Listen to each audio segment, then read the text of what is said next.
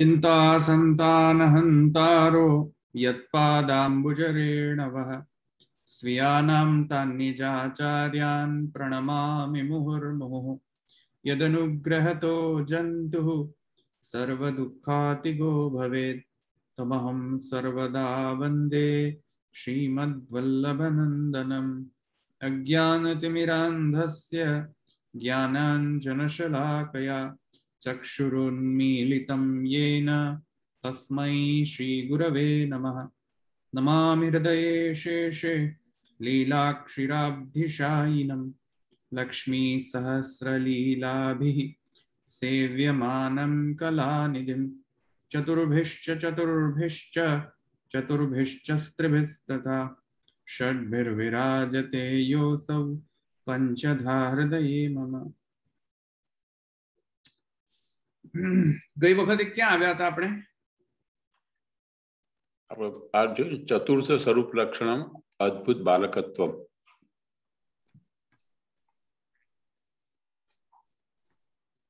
हाँ, एमा बालकत्व बालक शब्दनो આપણે अर्थ જોઈ લીધો હતો ને? हाँ, થોડો અજય તો હા। હવે આપણે આગળ જઈએ।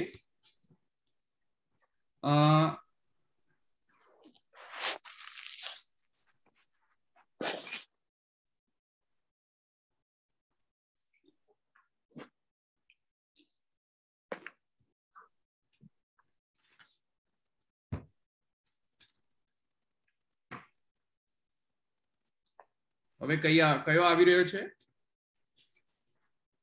તમદ્ભુતમ બાલકમ અંબુજેક્ષણમ।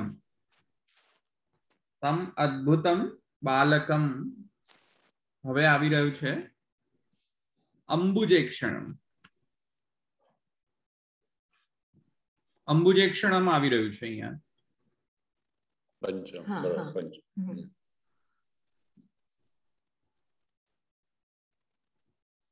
पंचम लक्षण अंबुजेक्षणत्वम। अने अंबुजेक्षणत्वम ए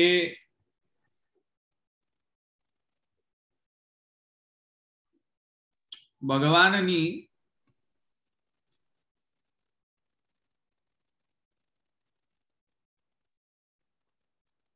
भगवाननो जे अलौकिक ज्ञान जे छे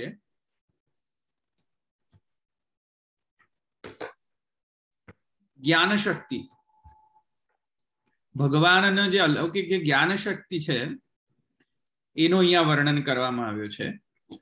भगवान लोक वेद प्रसिद्ध छे एवा भगवान प्रकट थई रह्या छे।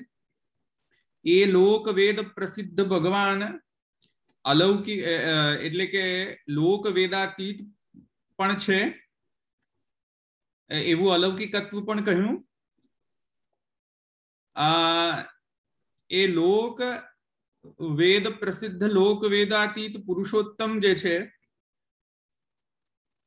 ते पुरुषोत्तम नु प्राकट्य छे। तेथी बालक शब्द थी बाले बालिका इत्यादि थी ते प्रकट कर्युं। अने ते पुरुषोत्तम जे छे ए गोकुलस्थ जे छे इत्यादि जे लीला जे छे एटले के गोकुल मथुरा इत्यादि व्रज व्रज व्रज मथुरा इत्यादि जे द्वारिका इत्यादि जे लीला जे छे ते प्रमाणे लीला करनार पण ए पुरुषोत्तम छे। तेथी बालक शब्द थी ते जणाववामां आव्युं। अने हवे कही रह्या छे के अंबुजेक्षणम तम अद्भुतम बालकम अंबुजेक्षणम। तो अंबुजेक्षणत्व जे छे ते अहींया पंचम स्वरूप लक्षण छे। अने ते अंबुजेक्षणत्व थी भगवाननो अलौकिक ज्ञान शक्तिनो वर्णन करवामां आव्युं छे। कई रीते केम के अक्षी नेत्र जे छे ते भगवानना ज्ञान शक्ति नो रूप छे। ભગવદ જ્ઞાન શક્તિ તેમાં સમાહિત છે. આનંદ કરપાદ મુખોદરાદિ જે ભગવત જે અંગ પ્રત્યંગ જે છે તેની અંદર જે નેત્ર જે છે, ભગવત નેત્ર જે છે, ત્યાં અલૌકિક જે છે તો જ્ઞાન શક્તિનો સમાવેશ થાય છે. તેથી કરીને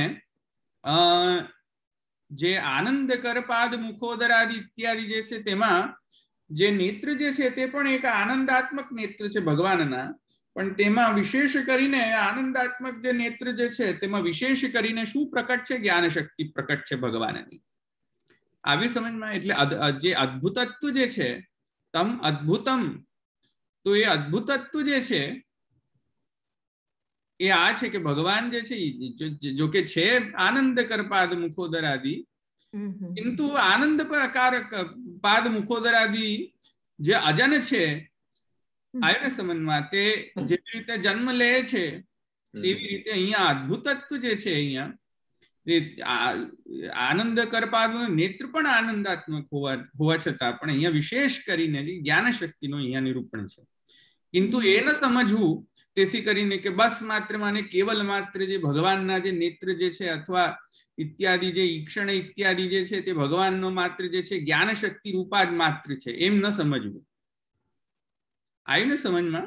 જેમ ભગવાનના ચરણ જે છે તે અક્ષર બ્રહ્મ રૂપ છે, જેમ માને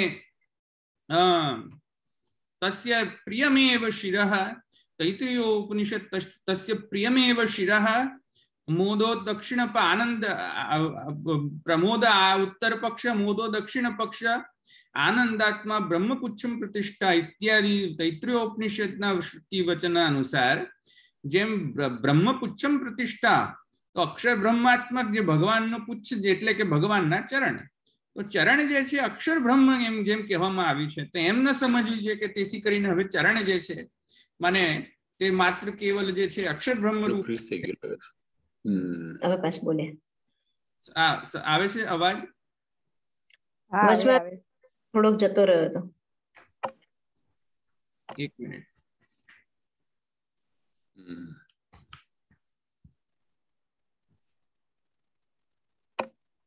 હવે આવે છે?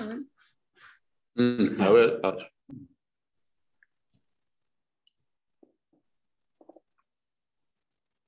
તસ્ય પ્રિયમેવ શિરઃ મોદો દક્ષિણ પક્ષ પ્રમોદ ઉત્તર પક્ષ આનંદાત્મા બ્રહ્મપુચ્છમ પ્રતિષ્ઠા.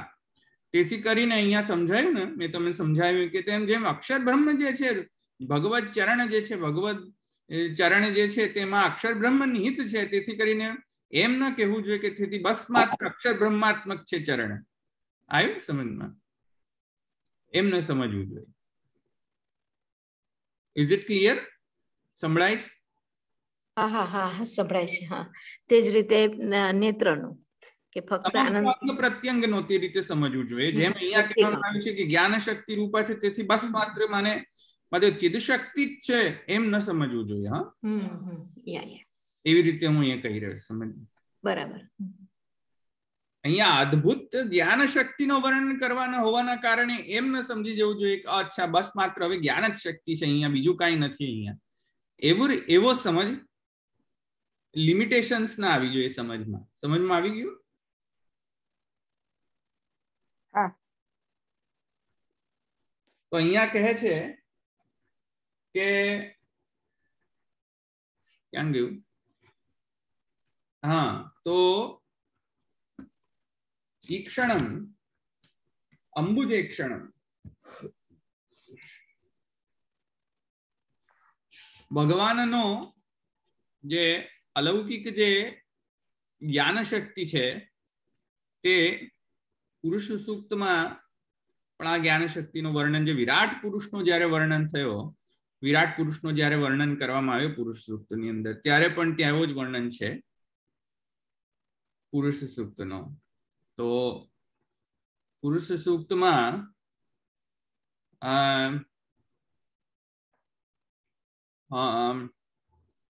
પુરુષ સૂક્ત હું એક મિનિટ, બ્રાહ્મણોસ્ય મુખમાસીદ બાહુરાજન્ય કૃતઃ ઉરુ તદસ્ય વૈશ્યઃ પદ્ભ્યં શૂદ્રો અજાયત मुखाद इंद्रश्चाग्निश्च प्राणाद वायुरजायत प्राणाद वायुरजायत પછી શું છે હું ભૂલી ગયો મુખાદ ઇન્દ્રશ્ચાગ્નિશ્ચ प्राणाद वायुरजायत जरा जो उरु तदस्य यदैक्ष्य यद्वैश्यः यद्वैश्य पद्म्यां शूद्रो जायत पद्या शूद्रो अजायत चंद्रमा मनसो जातः चक्षुः सूर्यो अजायत चक्षुः सूर्यो अजायत હવે સમજમાં ચંદ્રમા મનસો જાતઃ ચક્ષુઃ સૂર્યો અજાયત પછી આગળ મુખાદિન્દ્રશ્ચાગ્નિશ્ચ પ્રાણાદ વાયુરજાયત હવે બરાબર છે ભૂલી જઉં છું બરાબર એ તો યાદ હા એટલે યાદ નથી તો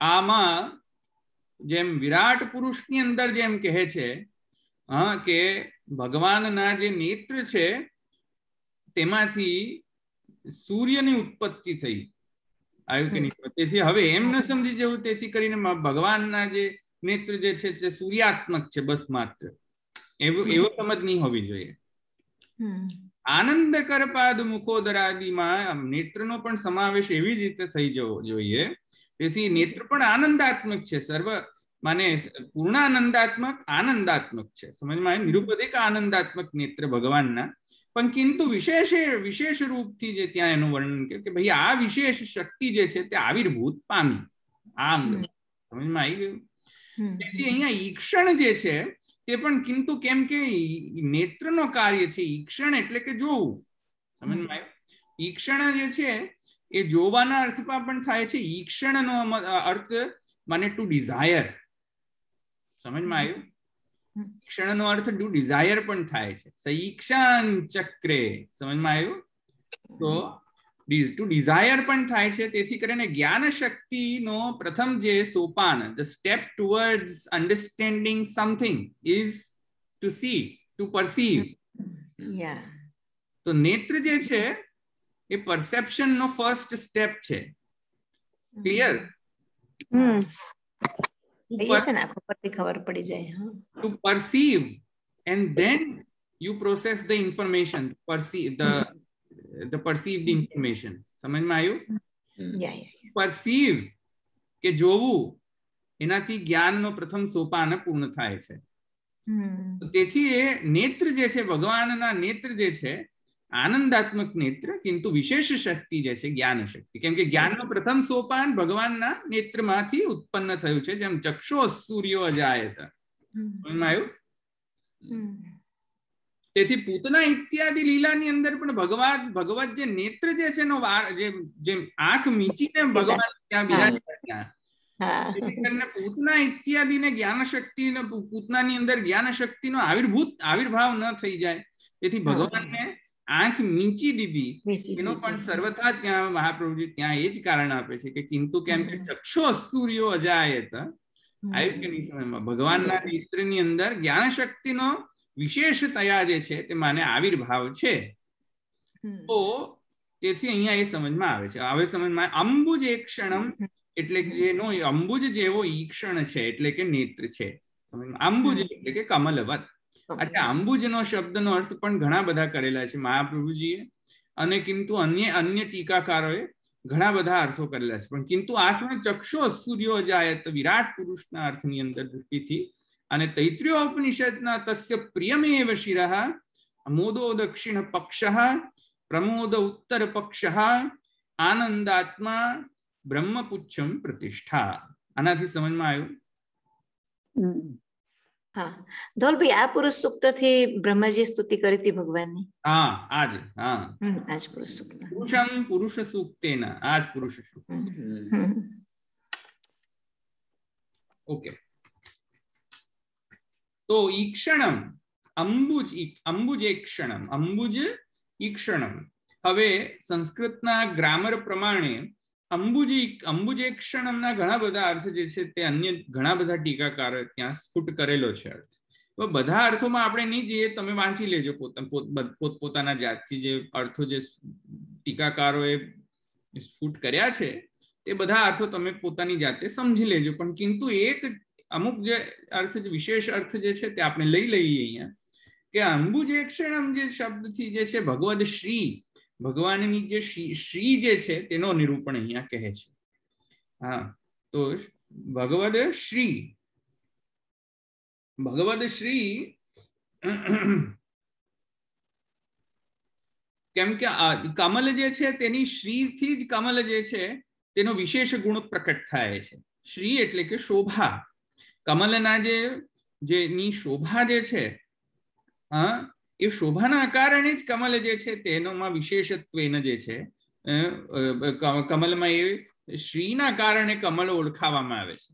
તેવી રીતે ભગવાનનો જે નેત્ર જે છે તેનાથી શ્રી કઈ શ્રી હવે અહીંયા કહે છે કે હા, તેથી અહીંયા કયા પ્રકારનો શ્રી, તો એ કહે છે કે હા કે માને અંબુજ જે છે ઈક્ષણે માને કમલવત જેમના ઈક્ષણ છે એટલે કે બંને નેત્ર છે તેવા ભગવાન, અથવા તો અંબુજા, અંબુજા એટલે કે જે કમલ થી પ્રકટ થનાર શ્રી લક્ષ્મી, કમલથી પ્રકટ થનાર, કમલમાંથી જે પ્રકટ થનાર લક્ષ્મી, સમજમાં આવી કે નહીં? એ શ્રી લક્ષ્મી જે છે, શ્રી રૂપા જે લક્ષ્મી જે છે, જેમના નેત્રમાં છે એવા ભગવાન પુરુષોત્તમ. સમજમાં આવ્યું? હવે શ્રી છે જેમના નેત્રમાં એવા પુરુષોત્તમ. તેથી શ્રી ગુણનો અહીંયા નિરૂપણ છે. સમજમાં આવ્યું? લક્ષ્મી જેમના નેત્રમાં છે એવું એવા ભગવાન. બહુવ્રીહી સમાસેન અંબુજે, અંબુજ ઈક્ષણમ, તો અંબુજ શબ્દનો અર્થ અંબુજા પણ કરી શકો, લઈ શકો ગ્રામેટિકલી સમાસના દ્વારા. તો સમાસ દ્વારા અંબુજા શબ્દ પણ લઈ શકો. અને બહુવ્રીહી સમાસ જો કરો તો મને અંબુજા જેના નેત્રમાં છે તેવા પુરુષોત્તમ, એવી રીતે પણ અર્થ થઈ શકે. અથવા અંબુજૌ, અંબુજૌ મને દ્વિવચન, દ્વંદ્વ નહીં, દ્વિવચન. અંબુજૌ, અંબુજૌ એટલે કે બે. તો બે કયા અર્થમાં બે? તો કહે છે કે ભાઈ સૂર્યચંદ્ર જેના નેત્રમાં બિરાજે છે તેવા પુરુષોત્તમ. સમજમાં આવ્યું? અથવા બીજું, પંચાગ્નિ વિદ્યાની અંદર આપણે જેમ જોયું હતું કે આપ પુરુષ વચસામ, પુરુષ વચસો ભૂત્વા વદંતી. આપ પુરુષ વચસામ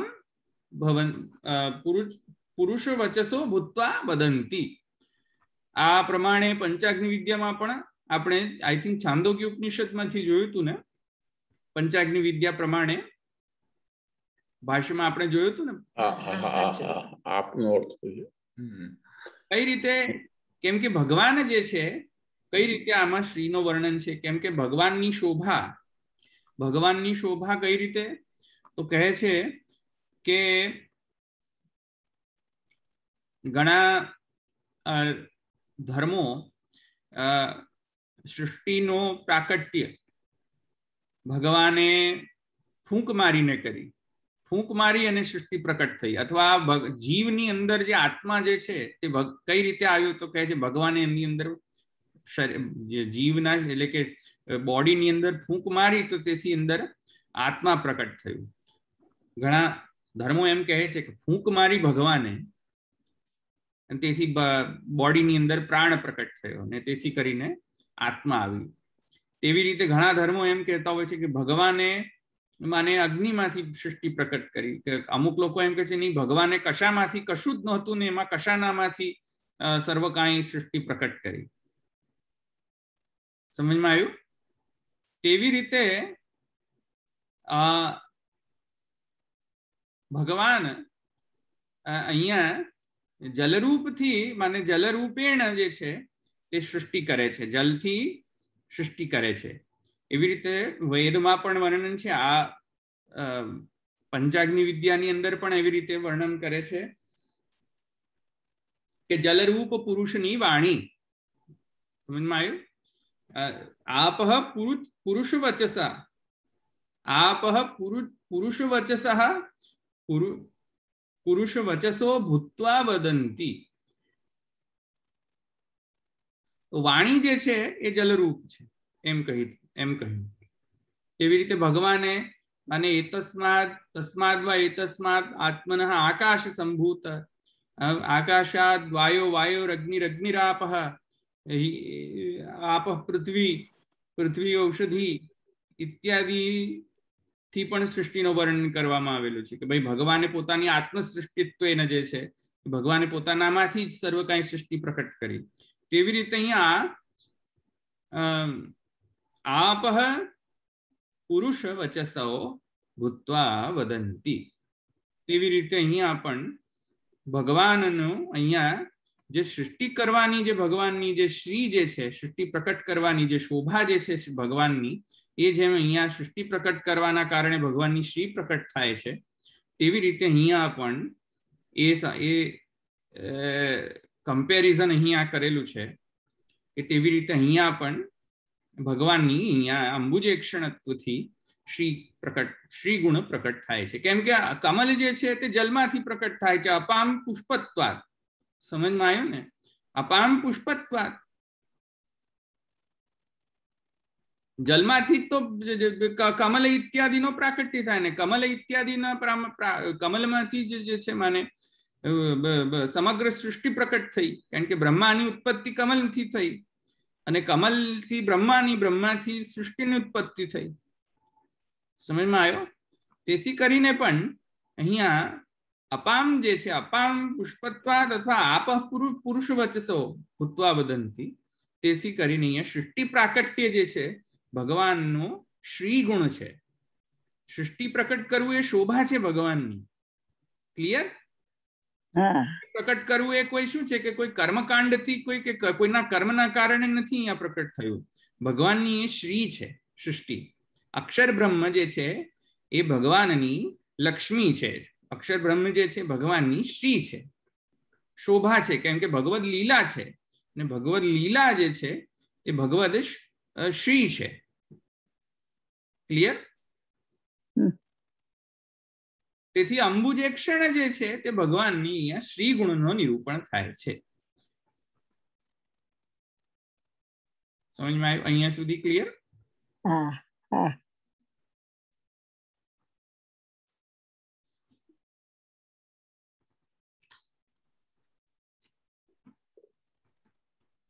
પછી આગળ કહે છે હવે ઘણા બધા અર્થો છે અહીંયા, એ આપણે બધા અર્થોમાં જવાની કોઈ જરૂર નથી કારણ કે ઘણો બધો સમય જતો રહેશે. બધા જ અર્થ જોઈશું તો.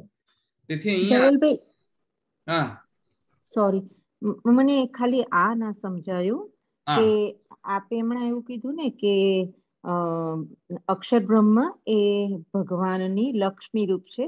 એ કોન્ટેક્સ મને ના સમજણ પડ્યું. એ કઈ રીતે? એટલે કોઈ પણ સૃષ્ટિ પ્રકટ કરવું એ ભગવાન નો શું પ્રયોજન હોઈ શકે સૃષ્ટિ પ્રકટ કરવામાં? ત્યાં ઘણા બધા ધર્મો એમ કહે છે કે ભાઈ ભગવાને જીવને પનિશ કરવા માટે સૃષ્ટિ પ્રકટ કરી. તો શું એ શ્રી ગુણ ગણાશે? શોભા ગણાશે ભગવાનની? શોભા નહીં ગણાય. સમજમાં આવ્યું? તેવી રીતે ઘણા ધર્મો એમ કહે છે કે ભગવાને સૃષ્ટિ એટલા માટે કરી કારણ કે તમે પાપ કર્યા, જીવે પાપ કર્યા, તો હવે જીવે પાપ કર્યા તો ભોગવવાનું કઈ સૃષ્ટિમાં.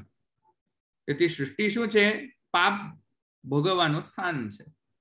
તો એ શ્રી ગણાશે ભગવાનની? શ્રી નહીં ગણાય. અપશ્રી થઈ જશે. સમજમાં આવ્યું? એ તો ભગવાનનો શોભા નહીં ગણાય. અચ્છા, કોઈ ધર્મ એમ કહે છે કે ભગવાને કશામાંથી બધું પ્રકટ કરી દીધું, કશું જ હતું નહીં, ઝીરોમાંથી બધું પ્રકટ કરી દીધું. તો કદાચિત એ કોઈક મિથ્યા હશે કારણ કે જે હતું નહીં ને પ્રકટ કર્યું તો એ કેવી રીતે હોઈ શકે? ના સતો વિદ્યતે ભાવો ના ભાવો વિદ્યતે સતા ઉભયોરોપી દૃષ્ટોંત. સમજમાં આવ્યું? ભગવાન કહે છે કે જે હતું જ નહીં એને કેવી રીતે પ્રકટ કરી શકાય? તો તેવી રીતે કોઈ ઇલ્યુઝનરી સૃષ્ટિ ઉત્પન્ન કરી તે પણ શ્રીની કહેવાય. અચ્છા, કોઈ માયોપાધિક માયાના આશ્રિત થઈને ભગવાને સૃષ્ટિ કરી તો પણ એ શ્રીની ગણાય, બિચારો ગણાશે કે નહીં નહીં એ તો બિચારો છે, કોઈકના આશ્રિત થઈને કોઈના ડિપેન્ડન્ટ થઈને સૃષ્ટિ પ્રકટ કરી. જ્યારે અનાયાસે અને હર્ષાદ ક્રિયમાણા લીલા ઇત્યાદિથી જો ભગવાન સૃષ્ટિ કરે તો ભગવાનની શ્રી પ્રકટ થાય, અન્યથા શ્રી પ્રકટ ન થાય. તેથી કરીને કેમ કે અક્ષર બ્રહ્મ જે છે એ ભગવાનનો પ્રથમ જે માને વિરાટ પુરુષ પછી જે સૃષ્ટિ પ્રકટ કરવાનો જે કારણ તત્વો જે અધિષ્ઠાનમાં રહે છે તેને અક્ષર બ્રહ્મ કહીએ છીએ. તો જે અક્ષર બ્રહ્મ છે તેથી કરીને ભગવાનનો શ્રી છે, લક્ષ્મી રૂપ. બ્રહ્મપુચ્છમ પ્રતિષ્ઠાની અંદર પણ છે, જુઓ. બરાબર. એટલે અહીંયા કહેવાનું તાત્પર્ય એવી રીતે જે પતિષ્ઠ પત્નિષ્ઠ જે શ્રુતિ છે તો ભગવાન પતિ રૂપે અને અક્ષર બ્રહ્મ જે તમે લક્ષ્મી કહ્યું તો એ પત્ની રૂપે, એ કોન્ટેક્સ્ટમાં કહી રહ્યા છો? ભોગી ભાવ અને ભોગતા ભાવ રીતે પણ તમે લઈ શકો છો એને. એક્ઝેક્ટલી, હું એ જ પૂછવા માંગતી હતી. બરાબર, લઈ શકો છો એને. પણ કહેવાનો મતલબ એ છે કે અહીંયા મતલબ પતિ પત્ની ભાવ ઇત્યાદિ કહેવાનો લક્ષણ નથી, એ તો ઉપલક્ષણ માત્ર છે. અહીંયા કહેવાનો અર્થ એ છે કે ભોગ્ય ભોક્તૃ ભાવ જે છે તે એમણે ગ્રહણ કર્યો એ રીતે. હા, એટલે પતિ પત્ની શ્રુતિ દ્વારા, એટલે એ એવું ડાયરેક્ટલી એવું નથી કહેવા માંગતી, પણ એમ કે આપણે જે શ્રુતિમાં એ પોતે જ પતિ રૂપે ને પત્ની રૂપે એટલે ભોગ્ય ભોક્તાના ભાવથી એ જ કોન્ટેક્સ્ટમાં પૂછી રહી હતી. નામ બહુ સરસ ક્લિયર થઈ ગયું. જય શ્રી કૃષ્ણ ધવલભાઈ. હા, જય શ્રી કૃષ્ણ. ઓકે, બીજું કાંઈ?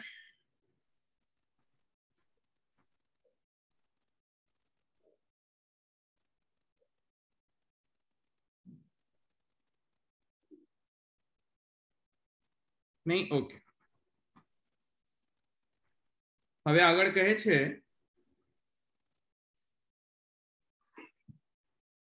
હા ચતુર્ભુજત્વ.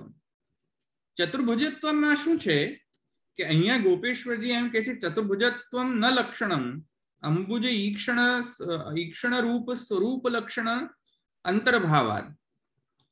તો ગોપેશ્વરજી એમ કહે છે કે ભાઈ ચતુર્ભુજત્વમ જે છે એ લક્ષણ નથી, કોઈ સેપરેટ લક્ષણ નથી, કિંતુ અંબુજ ઈક્ષણ જે છે પદની અંદર જે નિહિત જ થઈ જાય છે લક્ષણનો અંતર્ભાવ. કેમ કે જ્ઞાન ક્રિયાત્મક શક્તિ ભગવાનની છે તેનો એક જ લક્ષણ હોવો જોઈએ, સેપરેટ લક્ષણ ગણતા નથી યોગી ગોપેશ્વરજી. કેમ કે જ્ઞાન શક્તિ નેત્ર છે તો ચતુર્ભુજત્વ જે છે એ ક્રિયા શક્તિ રૂપ છે. સમજમાં આવ્યું? તો જ્ઞાન શક્તિ જે છે બંને એક જ લક્ષણ તરીકે ગણાવી રહ્યા છે યોગી ગોપેશ્વરજી. જ્ઞાન અને ક્રિયાને ક્રિયા જ્ઞાન શક્તિ જે છે એ એક જ લક્ષણમાં અંતર્નિહિત માની લીધું છે તેમણે. તેથી ચતુર્ભુજત્વમ જે છે તેમાં શ્રી યોગી ગોપેશ્વરજી કહે છે ચતુર્ભુજત્વમ ન લક્ષણમ, એમ એ સમાવેશ થઈ જ જાય છે અંતર્નિહિત, એ રીતે કહે છે.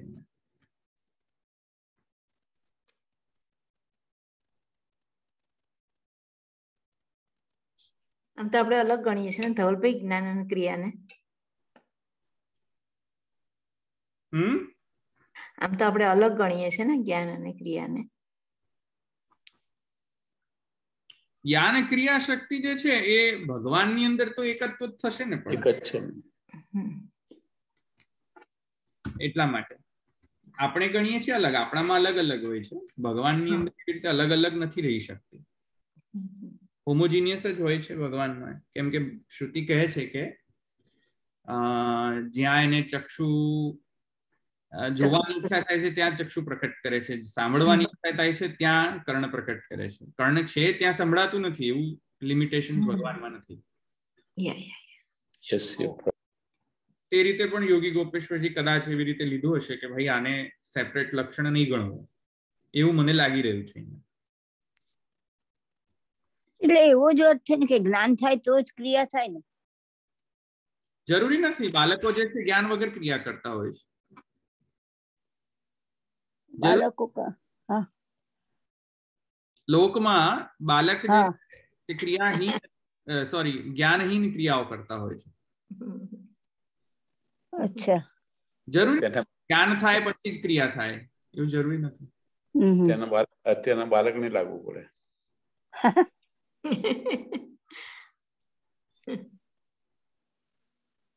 ઘણા લોકો ક્રિયાથી જ્ઞાન મેળવતા હોય છે. ઘણા લોકો જ્ઞાનથી ક્રિયામાં પરાયણ થતા હોય છે. હા, એટલે એ એક જ થાય એમ મારું કેવું છે. જ્ઞાન અને it's a perspective. રાઈટ. હા. અને ધવલભાઈ, આપણે જયારે પૂતના વધ કર્યું ત્યારે પણ પૂતના આવી ત્યારે પ્રભુએ પોતાના નેત્ર બંધ કરી દીધા. એ જ્ઞાન શક્તિ, એને નેત્ર ખુલ્લા હોત તો પૂતનાને જ્ઞાન થઈ જાત. એ રીતે પણ થઈ શકે ને આ એ કોન્ટેક્સમાં એમ. એટલે જ્ઞાન ન થાય પૂતનાને માટે જ એમણે નેત્ર બંધ કર્યા, તો એ આવી રીતે પછીની લીલા થઈ શકી એમ. ત્યાં પણ આવું જ વિચારાય છે ને? હા, બરાબર. એટલે એવું થયું કે જ્ઞાન નથી કરવું એટલે ક્રિયા નથી કરવાના, એવું થયું? પૂતનાને જ્ઞાન ન થયું એટલે એ ક્રિયા ન કરી, એમ થયું? ના, પૂતનાને જ્ઞાન ન થાય એટલા માટે લીલા કરવી છે. એટલે જો નેત્ર ખુલ્લા હોત તો પૂતનાને જ્ઞાન થઈ ગયું હોત ને, મને એવું સમજ છે ત્યાં. એટલા માટે એમણે નેત્ર બંધ કર્યા, એટલે પૂતનાને જ્ઞાન ન થયું. નેત્ર પોતાના નેત્રો ખુલ્લા હોય તો એ આપણે હમણાં સમજ્યા ને કે નેત્ર જ્ઞાન શક્તિ છે પ્રભુની, તો ખુલ્લા હોત તો પૂતનાને જ્ઞાન થઈ ગયું હોત તો પછી આ લીલા ના ચાલી હોત ને. શું જ્ઞાન થાત? એ પ્રભુ છે એમ જ્ઞાન થાત? હા, એટલે પ્રભુના નેત્રમાંથી એને સમજ આવી જ જતી કે આ પ્રભુ છે એવું કઈ પણ. એટલે એ જ્ઞાન શક્તિનું છે, એટલે એને શું જ્ઞાન થતું એ તો હવે આપણાથી મને નથી સમજ, પણ એ જ્ઞાન એને ચોક્કસ થઈ જતે, કઈ પણ રીતનું ખબર પડી જતે. એટલે નહીં તો નેત્ર, એવું મારી સમજ છે. પછી ધવલભાઈ ક્લિયર કરે. હા, બરાબર છે.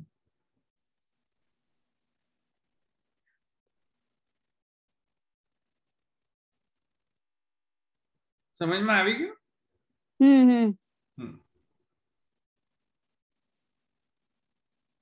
હવે જુઓ, જ્ઞાન શક્તિ જે છે ભગવાનની, તે અહીંયા ચતુર્ભુજત્વથી કહેવામાં આવ્યું છે. શું છે? હા, ચતુર્ભુજમ છે ને. હા, તો જો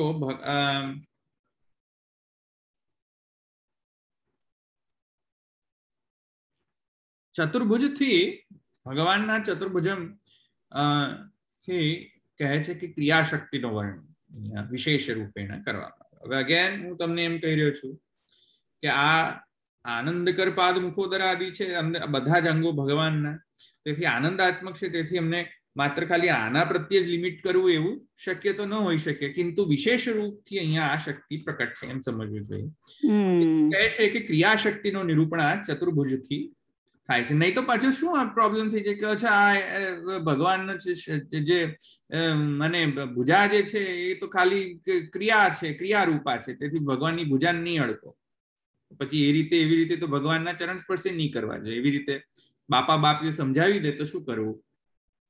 ઘણા લોકો એમ કહેતા હોય ભગવાનના ચરણ જે છે તો મર્યાદા માર્ગીય છે, ચરણ સ્પર્શ નહીં કરવા જોઈએ.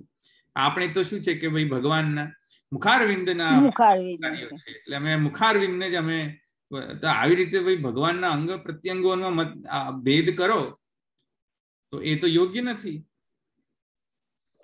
કારણ કે એવી રીતે જો ભેદ કરો તો ભગવાનના સચ્ચિદાનંદત્વ પર આપત્તિ આવી જાય. સમજમાં આવ્યું? એટલે અહીંયા સમજ નથી બરાબર એ પ્રમાણેની. જયારે એમ કહીએ કે ભાઈ ભગવાનના ચરણ સ્પર્શ કરો તો એમ કે નહીં, અમે તો ભાઈ મર્યાદા માર્ગી નથી, અમે પુષ્ટિના અધિકારી છે, અમે તો ખાલી મુખારવિંદના જ અમે દર્શન. અરે ભાઈ મુખારવિંદ દર્શન કરીશું તો શું ભગવાનના ખાલી મુખારવિંદ ને કાપીને સેવા કરવાની છે? આખા ભગવાનની સેવા કરે ખાલી મુખારવિંદ ની સેવા કરવાની છે? આવ્યું સમજમાં? એટલે સર્વમ સર્વમય કહીએ છીએ તે થયું કે નહીં? આ તમે જે કહી રહ્યા છો. હા હા હા બરાબર. એમ કે સર્વમય પણ એ છે કે એ સૃષ્ટિના માટે કહેલું છે. સર્વમ સર્વમય એ તો સૃષ્ટિના કોન્ટેક્સ્ટમાં છે. આ હું સૃષ્ટિના કોન્ટેક્સ્ટમાં નથી કહી રહ્યો, આ હું સ્વરૂપના કોન્ટેક્સ્ટમાં કહી રહ્યો. રાઈટ. હોમોજેનિયસ છે. સ્વરૂપના કોન્ટેક્સ્ટમાં લક્ષ્મી ચરણમાં સ્થિત છે, કિંતુ ચરણ લક્ષ્મી રૂપા નથી. લક્ષ્મી રૂપા નથી. મને લાગે વાઇસ વર્ષે બોલવું જોઈએ મારે. એટલે એનો અર્થ શું છે કે અક્ષર બ્રહ્મ ચરણ રૂપ છે, પણ ચરણ અક્ષર બ્રહ્મ રૂપ નથી. ચરણને માત્ર અક્ષર બ્રહ્મમાં લિમિટ કરવું ન જોઈએ એમ કહી રહ્યો છું. અક્ષર બ્રહ્મ એક અંશ છે ચરણનો, સમગ્ર ચરણ નથી અક્ષર બ્રહ્મ. સમજમાં આવી ગયું? તેથી ભગવાનના ચરણમાં તુલસી સમર્પણ કરો તો અક્ષર બ્રહ્મને સમર્પણ કરી કહેવાય? નો, એવું ના કહેવાય. તો એ જરા એવી રીતે ભગવાનની ભુજાઓના દર્શન ભુજા તો ક્રિયાશક્તિ રૂપ છે, આ આપણે ન પૂજવાની. તો એવી રીતે એવો પ્રકારનો જે ભાવ જે છે એ સર્વથા અનુચિત ભાવ છે. સમજમાં આવ્યું? તો હવે ચતુર્ભુજત્વમ જે છે, હવે એક વાત સમજો કે ભગવાનના 4 ભુજાઓનું વર્ણન છે, તેથી કિંતુ માત્ર 4 જ ભુજાઓ છે ભગવાન. એવું ન સમજવું જોઈએ. સહસ્ત્ર શીર્ષા, સહસ્રાક્ષ, સહસ્ત્રપાદ, ભૂમિમ વિશ્વતો વૃત્વા અત્યંતશાંગુલમ. એ રીતે સહસ્ત્ર નો મતલબ અહીંયા 1000 નહીં ગણવું જોઈએ, ઇન્ફાઇનાઇટ ગણવું જોઈએ. તેવી રીતે અહીંયા ઉપલક્ષણ વિધેયા ચતુર્ભુજત્વ જે છે એ વિશેષ કરીને પુરુષાર્થ તત્વ, એને 4 પુરુષાર્થના પ્રતીક રૂપેણ જે ચતુર્ભુજત્વ જે છે, કિંતુ 4 માત્રથી એને લિમિટેડ નહીં સમજવા. તેવી રીતે ચતુર્વ્યુહ જે છે, ભગવાન ચતુર્વ્યુહ સાથે પ્રકટ્ય પ્રદ્યુમ્ન, વાસુદેવ, પ્રદ્યુમ્ન, અનિરુદ્ધ, સંકર્ષણ, તો માત્ર 4 જ વ્યૂહ છે ભગવાન? Absolutely not. સમજમાં આવ્યું? આ તો ખાલી મુખ્ય જે છે તે જ કહેવામાં આવ્યા છે. પ્રાધાન્ય વ્યપદેશાત નિયમથી જે પ્રધાન હોય એને કહેવામાં આવે, બીજું બધું અંતર્નિહિત થઈ ગયું. તેવી રીતે અહીંયા પણ 4 વ્યૂહ 4 ભુજા જે છે પ્રધાનતયા કહી દેવામાં આવે. હવે ઉપલક્ષણ વિધેયા જે છે તેને સમજી જાઓ કે ઇન્ફાઇનાઇટ છે તે. ક્લિયર? એટલે અહીંયા એવું ના સમજ કે માત્ર જે છે તો 4 જ ભુજા છે. સ્વામિનારાયણ સંપ્રદાયની અંદર એક વખત, મને ખબર નહીં મેં આ વાત કરી હતી કે નહીં કરી હતી આ વાત. સ્વામિનારાયણ સંપ્રદાયનો એક અનુયાયી મને કહે કે તમારા ભગવાન જે છે તો 4 ભુજા જ ધારી છે. અમારા સ્વામિનારાયણ ભગવાન જે છે તો એમને 4 ભુજાની કોઈ જરૂર નથી. મેં કહ્યું ચાલો કેવી રીતે? તો કે અમારા સ્વામિનારાયણ ભગવાન જે છે એ તો ખાલી 2 ભુજાથી બધું કામ કરી શકે છે. તમારા ભગવાનને 4 ભુજાની શી જરૂર? અને મેં કહ્યું તો સ્વામિનારાયણને જો 2 ભુજાની જરૂર પડતી હોય તો અમારો બ્રહ્મને તો 1 ભુજાની જરૂર પડતી નથી, કારણ કે અમારા બ્રહ્મને તો શ્રુતિમાં એમ કહે છે કે પશ્યન ચક્ષુ ભવતી. કશ જ નહીં, એને તો કોઈ તદ્દે જતી તન્ને જતી. તો અમારા બ્રહ્મને તો કશી જરૂરત જ નથી, કોઈ પાદની કે હાથની કે ચતુર્ભુજની કે એક ભુજની અમારા બ્રહ્મની જરૂર નથી. એનો મતલબ એ કે અમારા બ્રહ્મ મોટા. આ કઈ લોજિક છે? હાથથી ડિસાઈડ થશે કે કોણ મોટું? સ્ટુપિડ લોજિક છે આ. હવે એવી રીતે હું પછી એમ કહું કે સ્વામિનારાયણ સંપ્રદાય હાથમાં ધારણ શું કરે છે? એ તો સંન્યાસી છે. સજાનંદ સ્વામી તો ધારણ શું કરે છે? તો હાથમાં છે શું આત્મા? અમને તો કંઈક સમજમાં આવે કે કૃષ્ણ જે છે સંન્યાસી નથી. શંખ ચક્ર ગદા આયુધો બધા ધારણ કરે. સંન્યાસીને કયા આયુધની જરૂર? તો ધારણ કરો છો શું? તો એવી રીતે પછી હું પછી આર્ગ્યુ કરી શકું. એટલે આવી રીતે કઈક ચર્ચા ગુજરાતી તો કોઈ થોડી કઈ ડિસિઝન થાય. સમજમાં આવ્યું? ભુજાથી થોડી કોઈ પુરુષોત્તમત્વનો ડિસાઇડિંગ ફેક્ટર. ભુજા કેટલા છે ગણો. અષ્ટભુજાજી હોય તો અષ્ટભુજાજી જે છે તે પુરુષોત્તમ થોડો જ પુરુષોત્તમ. એમાં ચતુર્ભુજ જે છે એનાથી થોડું વધારે, અને દ્વિભુજ હોય એનાથી થોડું વધારે પુરુષોત્તમત્વ, અને જેને એકે ભુજ ના હોય એકદમ એક્સિલેન્ટ પુરુષોત્તમ એમ ગણવું લોજિક પ્રમાણે. તો બેક્ટેરિયાને એકે ભુજા નથી, તો બેક્ટેરિયાને મારે પુરુષોત્તમ ગણવા જોઈએ. અમીબાન તો એક જ સેલ હોય છે, તો મારે અમીબાને પણ પુરુષોત્તમ ગણવું જોઈએ. સજાનંદ સ્વામી થી પણ એક્સિલેન્ટ અમીબા કહેવાય મારાથી એમ? Is this a logic? What type of logic is this? No offense to any particular sampradaya, no offense to Sajanand Swami. Offensive against those who tries to compare. Believer, compare the કે તમારા ભગવાન મોટા ને તમારા ભગવાન નાના ને અમારા ભગવાન જે છે એ મોટા ને તમારા ભગવાન નાના. આ કમ્પેરેટિવ એનાલિસિસ જે કરે છે એને અગેન્સ્ટ ઓફેન્સિવ સ્ટેટમેન્ટ છે. No offence to Sahajanand Swami કે નો ઓફેન્સ ટુ સ્વામિનારાયણ સંપ્રદાય, but those who compare and disturb the peace and harmony between two religions, they are responsible for all these statements. સમજમાં આવ્યું? હા બોલો. નિધિ સ્વરૂપ અને કરુણા ઠાકોરજી જેવું વધારે વોટના ને પેલા ઓછા વોટના. હા, અમારા નિધિ સ્વરૂપ છે ને તમારા ઘરના ઠાકોરજી છે. ઓછા વોટના છે. પુરુષોત્તમત્વ ઓછા. ઘણા બાળકો એમ કહે છે કે શ્યામ ચતુર્ભુજ સ્વરૂપના સેવા કરો તો તમને નિરોધ સિદ્ધ થાય, ને બાલકૃષ્ણજી ગૌર સ્વરૂપના સેવા કરો તો તમને ખાલી માત્ર પ્રેમ જ સ્થિતિ રહે, આસક્તિ સ્થિતિ ન સિદ્ધ થાય. આસક્તિ સ્થિતિ સિદ્ધ કરવી તો ઠાડા સ્વરૂપ પધરાવો. અચ્છા, ઠાડા સ્વરૂપને પધરાયા પછી જયારે વ્યસન અવસ્થા જયારે પહોંચવું હોય ત્યારે શ્યામ સ્વરૂપ ચતુર્ભુજ સ્વરૂપને પધરાવો. આવી રીતે સેવા પ્રણાલીની અંદર પણ એ બાલકે લખેલું છે. હવે સમજી જાઓ કયા સેવા પ્રણાલીની અંદર છે, જે હું પણ વાપરું છું એ સેવા પ્રણાલી. I completely disagree with that Goswami Balak, with all due respect to that Goswami Balak.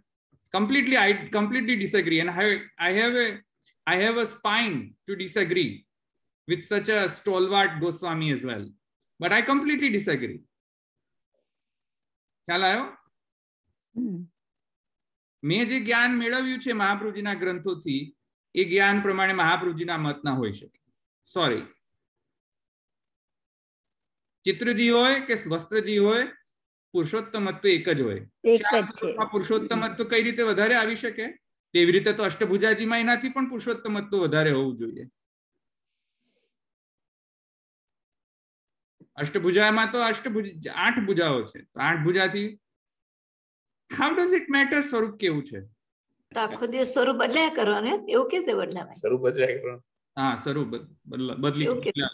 પ્રેમ પછી જયારે ત્યારે પછી બીજું સ્વરૂપ લાવો. પણ શું ખબર પડે પ્રેમ લોકમાં પછી એવું ના કરાય. This is wrong. આવી રીતે ડિસ્ક્રિપ્શન પણ લખવું ન જોઈએ. આ કોન્ટ્રોવર્શિયલ ડિસ્ક્રિપ્શન છે, આ ડિસ્ક્રિપ્શનને સર્વથા હટાવી દેવું જોઈએ પુસ્તકમાંથી. મારો તો મત એ છે. આ જે એ ઘરના જેમને સેવા પ્રણાલી જોઈ છે તે ઘરના લોકોને ખબર પડી ગઈ હશે.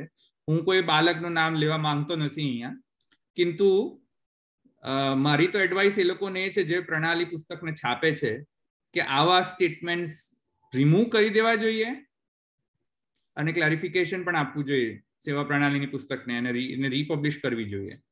That's my opinion based on what I have understood, Mahaprabhuji scriptures and other scriptures. અને હું કઈ એમાં અતિ દીનતા નથી રાખતો અહીંયા કે મને કશું મને આવડે છે થોડું ઘણું મહાપ્રભુજીની કૃપાથી, કારણ કે અમે ભણીએ છીએ આપણે બધા સાથે. તો મહાપ્રભુજીના ગ્રંથના અધ્યયન અને અધ્યાપન થી જે મને સમજમાં આવી રહ્યું છે તે પ્રમાણે આ પુરુષોત્તમત્વમાં કોઈ ભેદ ન હોવો જોઈએ. શ્યામ સ્વરૂપને પધરાવો, પછી ચતુર્ભુજ સ્વરૂપને પધરાવો, આવી રીતે ન હોવું જોઈએ. એબ્સોલ્યુટલી રોંગ છે. પોતપોતાના નિધિ સ્વરૂપોને માર્કેટિંગ કરવા માટેનો કોઈ પ્રોપોગેન્ડા છે કે શું? That's my question to them. Is this the conspiracy and propaganda to market their Nidhi Swarup? Okay, my Nidhi Swarup is best. Is this the propaganda that you are trying to create that? સમજમાં આવ્યું? તેવા પ્રોપોગેન્ડામાં તો હું believe નથી કરતો. સો ચતુર્ભુજત્વમ જે છે તેમાં અનંત ભગવાનની ક્રિયાશક્તિ છે એ ધ્યાનમાં રાખવું જોઈએ. માત્ર 4 ભુજા છે એવું નથી. અચ્છા, 4 વ્યુહના પ્રતીક રૂપે ચતુર્ભુજત્વ છે એ પણ એમ ટીકાકાર કહી રહ્યા છે. 4 પુરુષાર્થના પ્રતીક રૂપે પણ ભગવાન 4 ભુજા ધારણ કરે છે એવું પણ ટીકાકાર કહી રહ્યા છે. ધર્માર્થ કામ મોક્ષ, અથવા તો વાસુદેવ પ્રદ્યુમ્ન સંકર્ષણ નિરુદ્ધ ઇત્યાદિ, અથવા તો ચતુર્વિધ પુષ્ટિ કાર્ય અથવા ચતુર્વિધ મર્યાદા કાર્ય, એમ કરીને પણ ભગવાનના ચતુર્ભુજનો વર્ણન કરવામાં આવેલો છે. સ્પેસિફિકલી મહાપ્રભુજી અહીંયા કારિકામાં કહે છે, ઘાતકૌ રક્ષકૌ ચ ઉક્તૌ વિરોધો અપી અતિ સંકટે વેદોક્તમ દ્વિવિધમ જ્ઞાનમ ભક્તિ ભગવતસ તથા.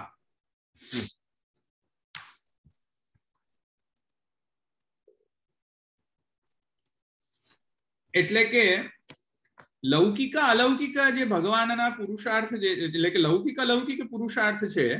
4 પુરુષાર્થમાં 2 અલૌકિક, 2 અલૌકિક, 2 લૌકિક. તેવી રીતે અહીંયા ભક્તિ પણ 2 પ્રકારની છે, સગુણ નિર્ગુણ ભક્તિ. એવી રીતે જ્ઞાન પણ 2 પ્રકારનું છે, જ્ઞાન કર્મ સંબંધી અને બ્રહ્મ સંબંધી. એવી રીતે એટલે કે કર્મકાંડ જ્ઞાનકાંડ. સમજમાં આવ્યું? કર્મ સંબંધી જ્ઞાન અને બ્રહ્મ સંબંધી જ્ઞાન એટલે કે વેદમાં 2 કાંડ છે, કર્મકાંડ, જ્ઞાનકાંડ.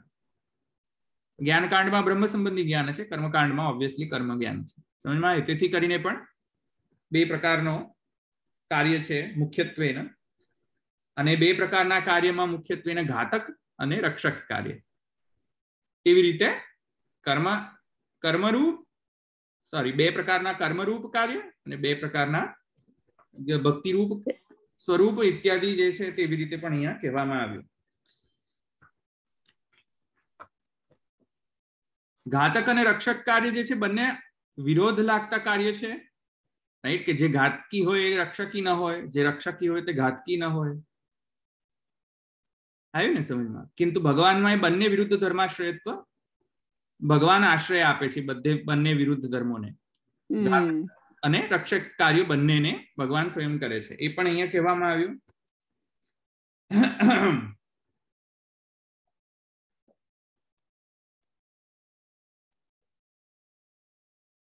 હવે જુઓ,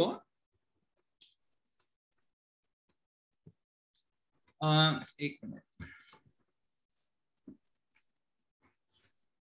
કોઈકને પ્રશ્ન છે કે શું?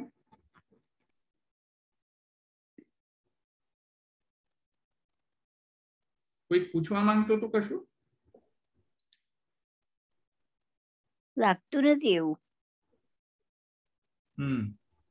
તત્વો તરીકે ના સમજણ પડતી હોય તો આવું થાય, એવું ખરું? કેવું થાય? આ બધું જે જાત જાતનું એમ કે આ 4 ભુજા છે ને 2 ભુજા છે ને આના માટે, એટલે એ રીતે સમજાવવાથી અર્થ આવો નીકળે કે આ એક જ તત્વ છે. એટલે સમજાયું નહીં મને પ્રશ્ન. એટલે આ તમે કહો છો ને કે કાળું સ્વરૂપ ને આ સ્વરૂપ ને તે સ્વરૂપ એમ, તો એ જે તત્વ ન સમજ્યા હોય એના માટે એવું છે કે તત્વ સમજે તો એવું કઈ અર્થ જ નથી રહેતો ને. મને નથી લાગતું કે ગોસ્વામીને તત્વ ન સમજાયું હોય. આઈ ડોન્ટ થિંક સો કે એવા અજ્ઞાની હોય તો મહાન જ્ઞાની છતાં આવા સ્ટેટમેન્ટ કરે એનો મતલબ કે કોઈ પ્રોપોગેન્ડા હશે, બીજું શું. હા, એટલે સામાન્ય માણસોને પણ જે આવું થતું હોય આવા પ્રશ્નો કે પ્રભુ 4 ભુજા વાળા છે ને 1 ભુજા વાળા છે ને 2 ભુજા વાળા છે, એ લોકોને જે આ મૂળભૂત જે વાત છે એ ન સમજાઈ હોય એટલે એવું થતું હશે એમ. સામાન્ય માણસોને તો માની શકાય એમ છે, પણ હવે આ બાળકને એમ કેમ છે તો એ બાળકને ખબર. ના, એ તો આપણને ભૂલાવામાં નાખવા માટે એવું વાત છે બધી. પણ સામાન્ય માણસને કદાચ એવું હોઈ શકે. તો એ આ બધું જે સ્ક્રિપ્ચરમાં બધું છે એ આપણે મૂળ રીતે આ સમજી શકીએ તો આ બધું સમજવું બી આપણને બહુ એ ના લાગે એમ. હા, કે ડિફિકલ્ટ કોન્સેપ્ટ નથી. 4 ભુજા ને 8 ભુજા ને 2 ભુજા ને 1 ભુજા. હા, સમજાવવામાં આવતું નથી અને લોકો સમજવા માંગતા પણ નથી. બંને છે. મારે સમજવું નથી અને કોઈ સમજાવે તો મારે સમજવું નથી ને સમજવું નથી. સમજાવે પણ કોણ? અને મારે સમજાવવું પણ નથી. ગુરુને સમજાવવું નથી ને શિષ્યને સમજવું નથી. બંને રાજી છે તો પછી શા માટે પછી કોઈ થર્ડ પાર્ટી આવીને કશું કરી શકે? કોઈ ફરક ન પડે. તો પછી તો આવી જ રીતે થાય. સમજમાં ઊંધી સમજ જ થાય. રાઈટ, સમજ આવી જ ડેવલપ થાય કે ભાઈ અમારા ભગવાન 2 ભુજાના, સહજાનંદ સ્વામી 2 ભુજા, તમારા 4 ભુજા, તો અમારા સહજાનંદ સ્વામી કશું જરૂર નથી, કોઈ પણ આયુધની જરૂર નથી. તમારે આટલા બધા આયુધની શી જરૂર? તો અમીબાને તો એકે આયુધની જરૂર નહીં તોય રહે છે. તો મારે શું અમીબાને સહજાનંદ સ્વામી થી મોટા ગણવા?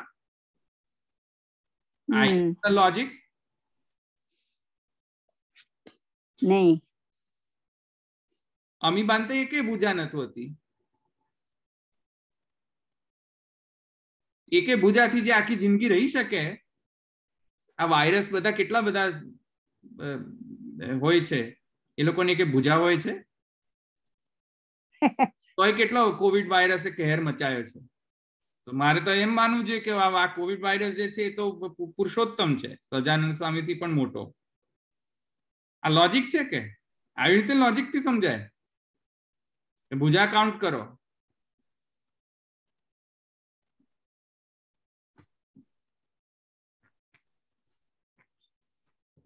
અને આ પ્રશ્ન મને ક્યારે કરાવો? જ્યારે હું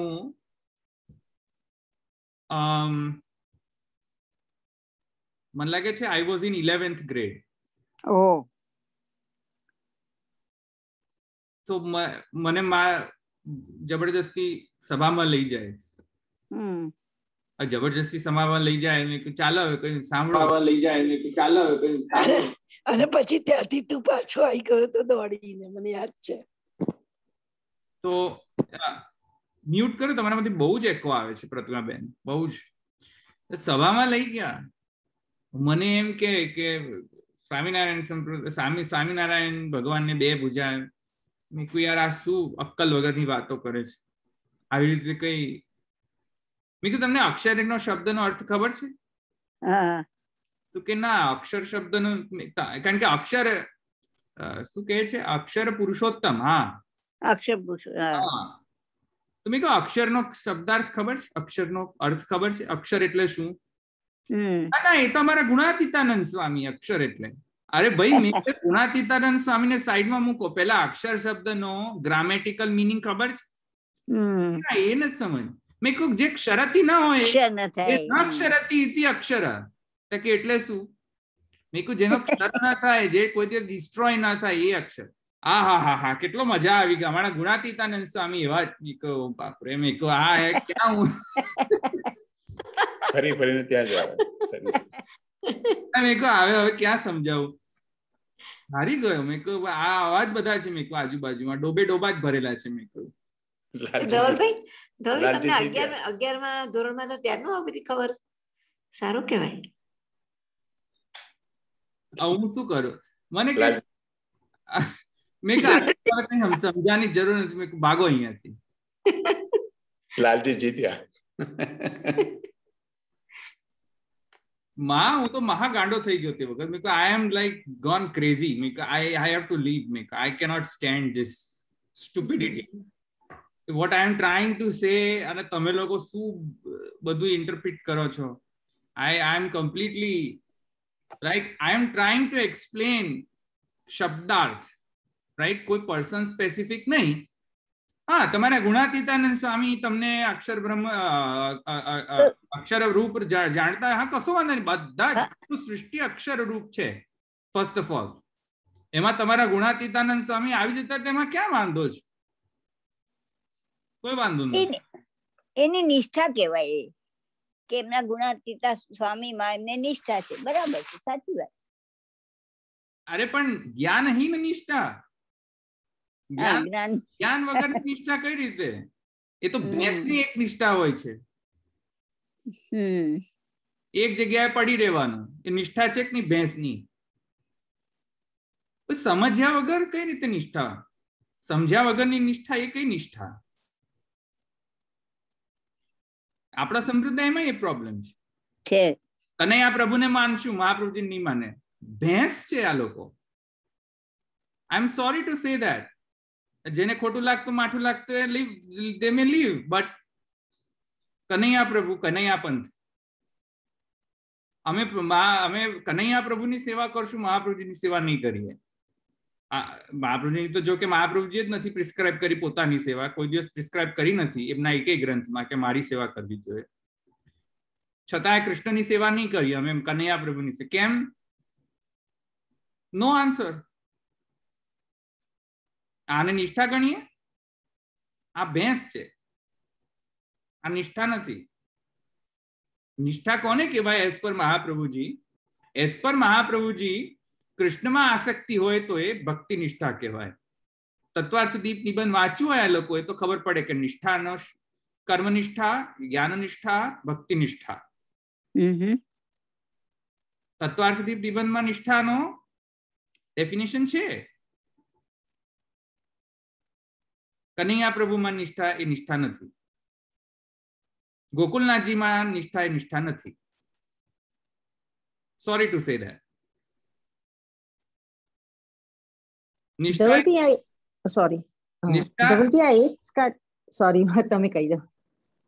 જે છે એ જો એવી હોય કે ગોકુલનાથજીમાં નિષ્ઠા છે પણ કિંતુ પરંતુ મહાપ્રભુજીમાં એનાથી ઓછી નિષ્ઠા છે, તો ધેટ્સ નોટ એ રાઈટ નિષ્ઠા. સોરી, ગોકુલનાથજીના ઘરના લોકોને પણ માઠું લાગતું હોય તો ઇટ્સ ઓકે, મને કઈ વાંધો નથી.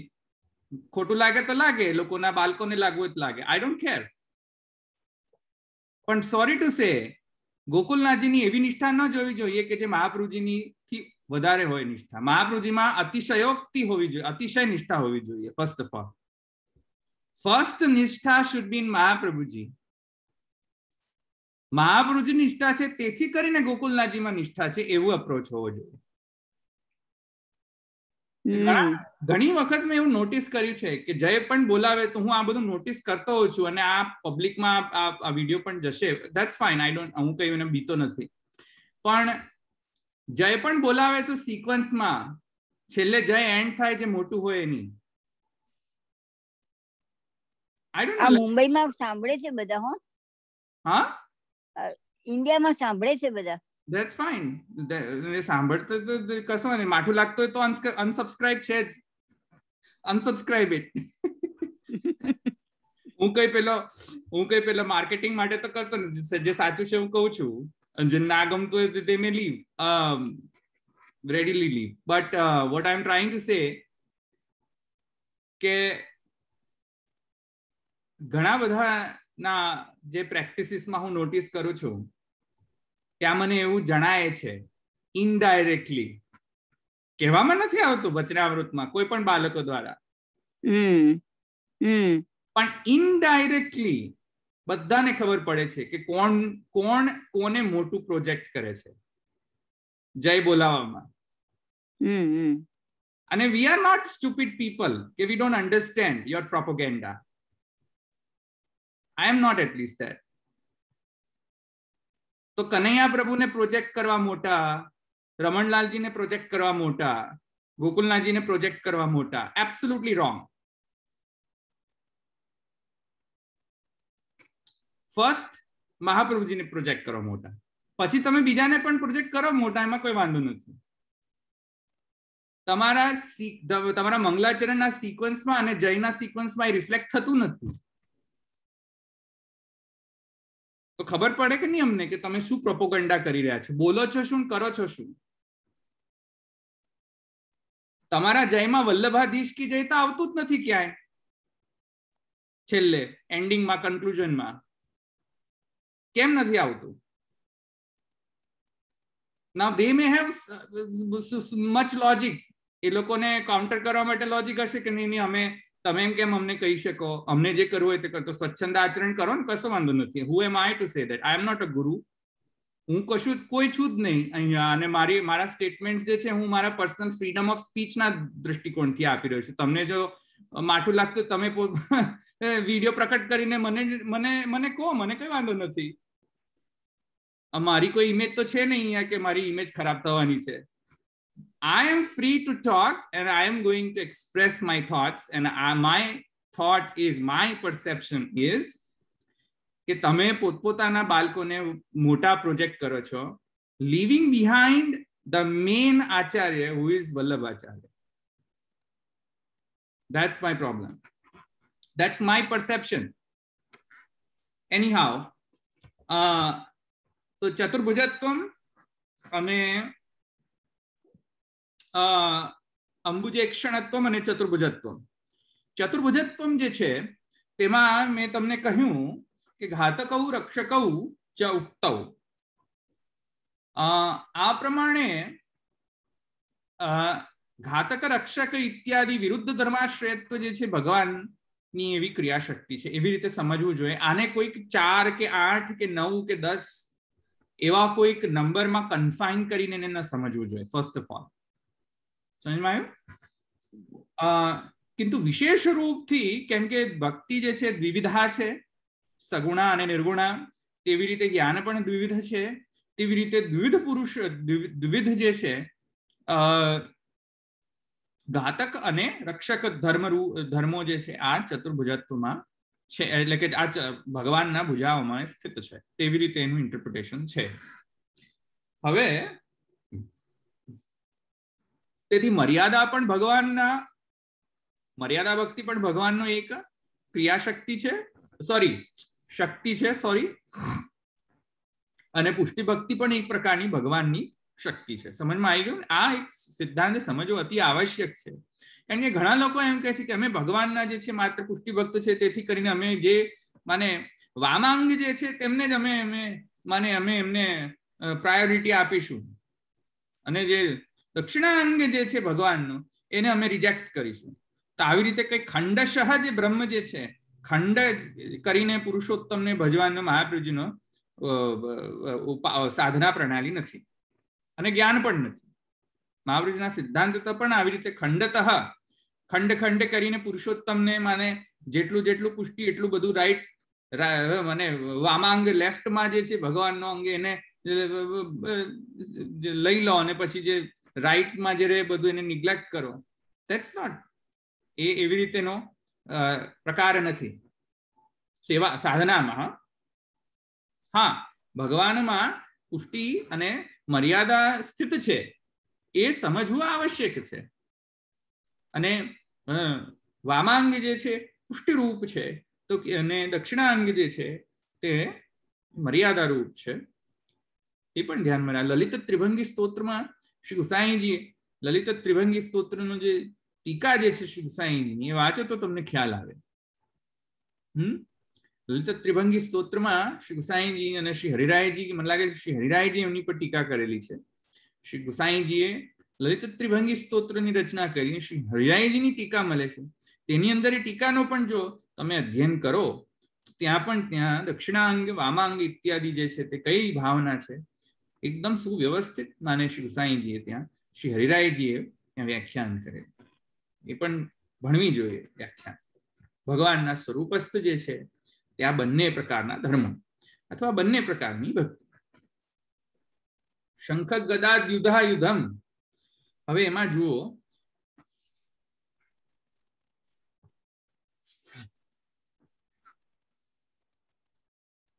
શંખ ગદા યુધા યુધમ એમાં ઘણા બધા ઇન્ટરપ્રિટેશન છે, તમે જાતે વાંચી લેજો. પણ મુખ્યત્વે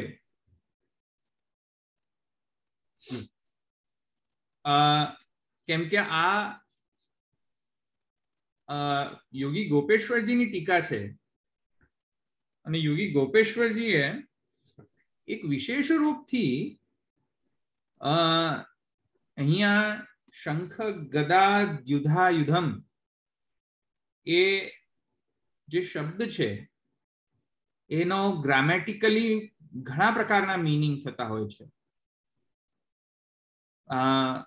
શબ્દનો અર્થ ઘણો બધો થતો હોય છે. એ શંખ ગદા યુધા યુધમ એ બધા અર્થો જો કે ત્યાં અવેલેબલ છે, તમે વાંચી શકો છો. એમાં હું એ બધા શબ્દ એ બધા ઇન્ટરપ્રિટેશનમાં હું નહીં જાઉં, તમે વાંચી લેજો. કિંતુ ત્યાં એક વર્ણન આવે છે, ટીકાકારો એમ કહે છે કે અહીંયા શંખ ગદા યુધા યુધમ એમાં ભગવાનના આયુધોનું વર્ણન પણ છે. કેમ કે ભગવાન આયુધ નહીં, વ્યુહોનું વર્ણન છે. ભગવાનના વ્યુહોનું વર્ણન છે. ઘણા લોકોના ઇન્ટરપ્રિટેશન એવા છે કે નહીં, શંખ અને ગદા જે છે એ માને જેમના ઉપર છે, તેથી કરીને જે અન્ય જે બે આયુધો છે તે નીચે છે, એવી રીતે પણ ઇન્ટરપ્રિટ કરે છે. ઘણા લોકો, ઘણા ટીકાકાર એમ કહે છે દક્ષિણ હસ્તયોર ઉપરી શંખો નીચૈ પદ્મમ વામયોર ઉપરી ગદા નીચૈ ચક્રમ. આમ કરીને પણ ઇન્ટરપ્રિટેશન કરે છે. પ્રકાશકાર તો એમ કહે છે કે દક્ષિણ હસ્તયોર ઉપરી શંખો નીચૈ પદ્મમ. દક્ષિણ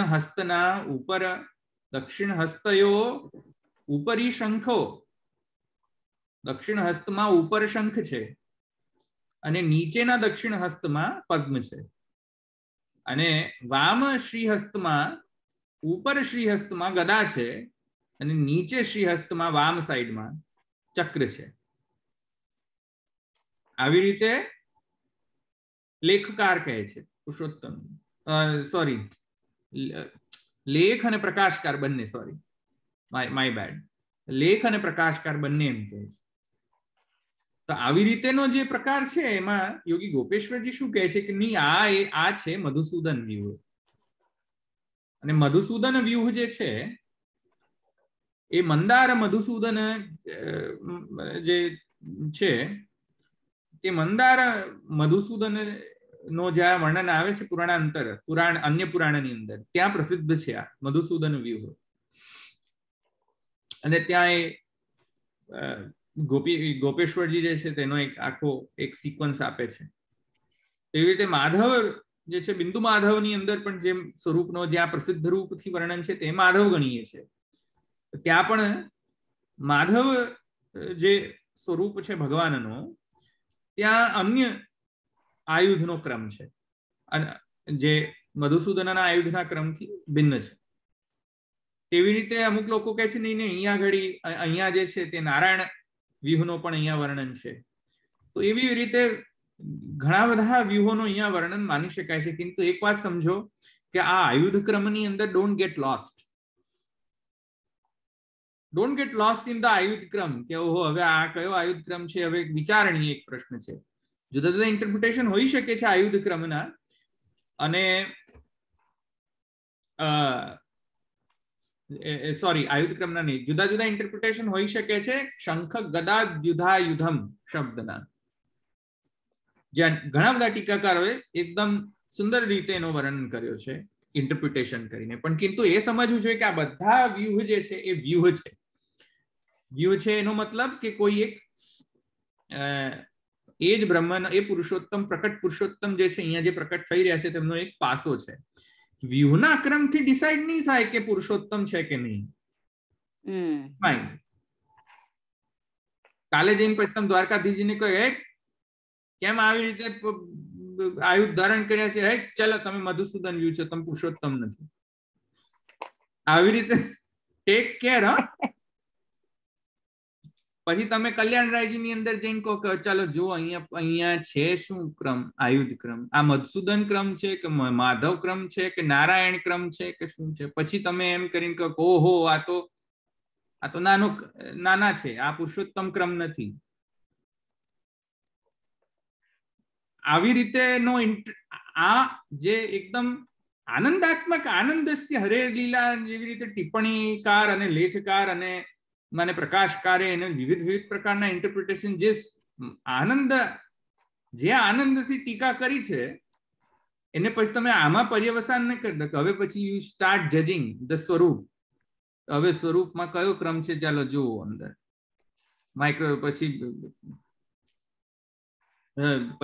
આયુધ કાઉન્ટ કરે કે નીચે આયુધ દ્વારકાધીશજીમાં તો આયુધ પાછો એક મિસિંગ છે પાછો. તો કરવું શું હવે પાછું?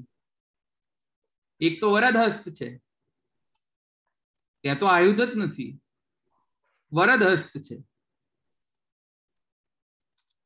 હા, તો આ વરદ હસ્તમાં શું કરવું હવે? આવી રીતે આનો અર્થ નહીં કરવો જોઈએ ભાઈ.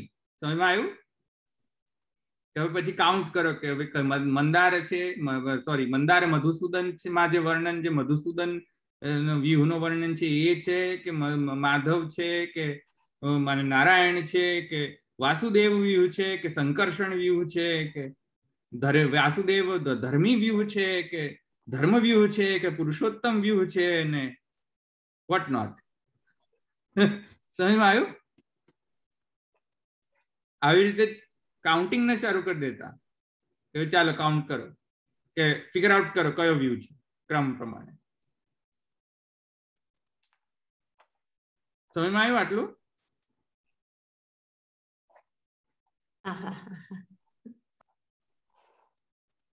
જો કે અહીંયા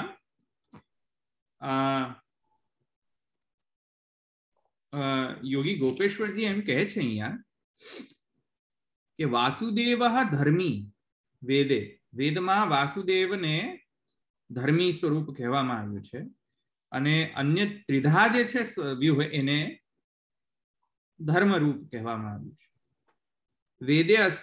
વેદે અસ્પષ્ટત્વાत् પંચરાત્રમ ઇતિ ઉક્તો બ્રહ્મણા દેવમ શંખ ચક્ર ગદાધર ઇતિ પુષ્ટૌ તુ વિપરીતઃ ક્રમઃ. અને પછી વિપરીત ક્રમનો અહીંયા વર્ણન છે કે અત્ર વાસુદેવ પુરુષોત્તમઃ.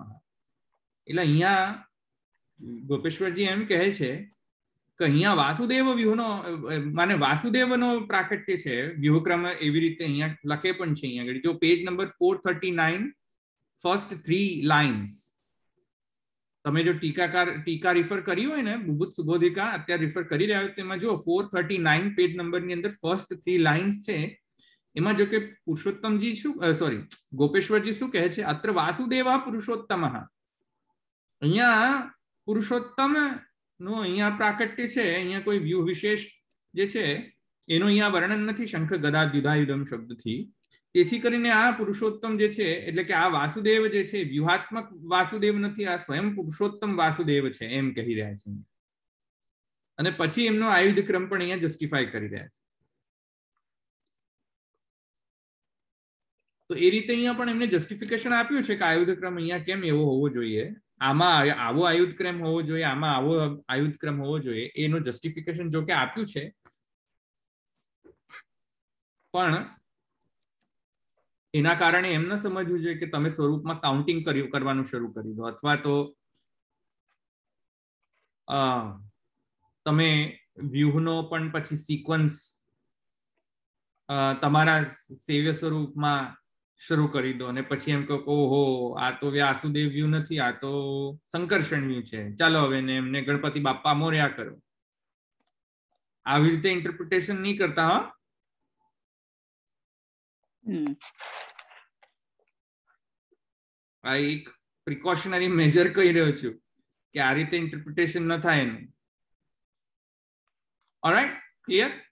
આયુધ ક્રમ મળ્યા છે ને ત્યાં જો ફર્સ્ટ 3 લાઈનમાં જ છે. હું કઈ એ કહેવાનો નથી હું કે શું આયુધ ક્રમ છે. વાસુદેવ વ્યુહ પુરુષોત્તમ વ્યુહનો વાસુદેવ પુરુષોત્તમાત્મક જે ચતુર્ભુજત્વ છે એમાં કયો આયુધ ક્રમ હોય છે તે યોગી ગોપેશ્વરજી શું કહે છે એ ફર્સ્ટ 3 લાઈનમાં છે. મળી ગયું બધાને? આપણે પ્રથમે પેલા ભગવાનના આયુધોનો આપણો ચાર્ટ બનાવ્યો છે. હા, 1 2 3 4 કરીને. હા, એ આર્ટિકલમાં પણ છે, મારા આર્ટિકલમાં એમાં જોઈ લો. પણ હજુ પણ પ્રિકોશન માટે હું કહી રહ્યો છું કે એના કારણે તમે જો તમારે ચતુર્ભુજ સ્વરૂપ હોય અથવા કોઈ પણ અન્ય જગ્યાએ ચતુર્ભુજ સ્વરૂપ હોય તો ત્યાં કાઉન્ટિંગ ન શરૂ કરી દેતા કે સિક્વન્સિંગ ન શરૂ કરી દેતા કે હવે જુઓ અહીંયા કયું મત સ્વરૂપ છે. સેવ્ય સ્વરૂપમાં આવી રીતે તારતમ્ય દૃષ્ટિ નહીં રાખતા. હા ભાઈ, આ તો જ્ઞાન માટે ઠીક છે. સેવ્ય સ્વરૂપમાં આવી રીતે તારતમ્ય દૃષ્ટિ નહીં રખાય. ક્લિયર? સેવ્ય સ્વરૂપમાં તારતમ્ય દૃષ્ટિ આયુધથી જો પુરુષોત્તમત્વનો ડિસિઝન થતું હોય સેવામાં તો યદ્યધ્યા તો ઉરુગાય વિભાવયંતિ તત્તત વપુઃ પ્રણયસે સદન વાક્ય ખોટું થઈ જશે. અથવા વૈદિકી તાંત્રિકી દીક્ષા અર્ચના ઉપાસના વિધિ अस्पृष्टो रमते निज भक्तेषु इत्यादि वाक्य जे भक्ति अंश भक्ति हेतु निर्णयમાં શ્રી ગુસાઈજી કહે છે એ મિથ્યા થઈ જશે. કેમ કે તમે એમ કહ્યું કે આયુધ ક્રમથી પુરુષોત્તમત્વ ડિસાઇડ થાય છે. Absolutely then it is not પુરુષોત્તમ. બીકોઝ વૈદિકી તાંત્રિકી દીક્ષા અર્ચના પૂજન વિધિ अस्पृष्टः रमते निज भक्तेषु. તો વેદ લોક વેદાતીત પુરુષોત્તમ કોઈક આયુધના ક્રમથી બંધાયેલો નથી કે આયુધ ક્રમ આવું હોય તો જ પુરુષોત્તમત્વ આવે. એવું કોઈ શાસ્ત્રમાં વચન છે નહીં. ક્લિયર? ભક્તિ માર્ગ વિશે ઉપાસના અથવા કર્મકાંડ અથવા તો તાંત્રિક તંત્રમાં એમાં બધામાં કદાચિત એવો ક્રમનો ડિસાઇડિંગ ફેક્ટર હોય, પણ કિંતુ પુષ્ટિ ભક્તિ માર્ગની અંદર આ નિયમ નથી. સર્વથા આ નિયમ નહીં ચાલે, કેમ કે ગુસાઈજીના એવા સ્ટેટમેન્ટ્સ છે અને ભાગવતમાં પણ એ સ્ટેટમેન્ટ્સ છે.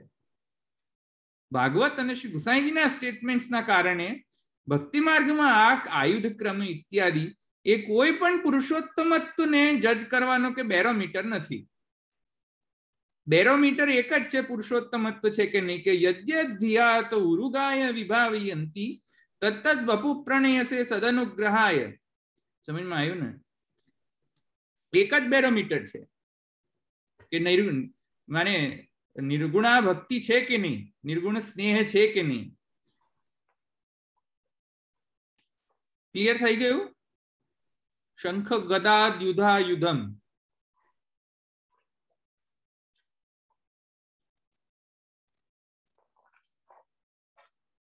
Questions?